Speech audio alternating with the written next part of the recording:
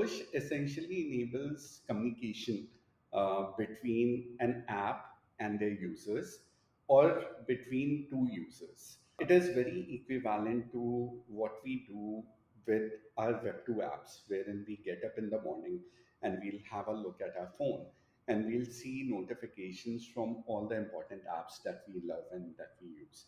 Whether it's Venmo or PayPal, whether it's important email, anything work related like Slack, any social thing that we are doing, tweets, any replies, all of this is driven by Web2 apps using notifications, which means that apps they send notification to their users saying that this might be very important for you and what do you want to do something about it. And using that experience uh, is what that guides our virtual day-to-day working. Like for example, this meeting was driven by Google Calendar sending me a notification, and with that notification, I knew that I had to be in this interview, and therefore I'm over here. So re-engagement is what notifications does, and that before push was only there in Web2 sense.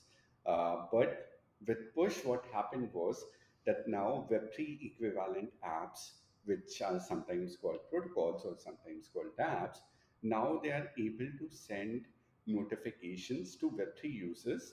Web3 users are essentially wallet address because that random wallet address that we use, that is what we use to interact with any protocol. So that is the notification part, and that is how push debuted in the Web3 ecosystem.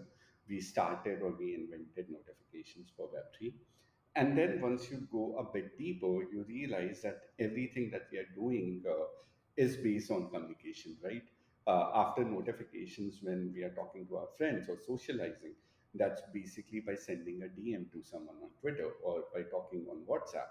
And that is something that push does by enabling wallet to wallet messaging.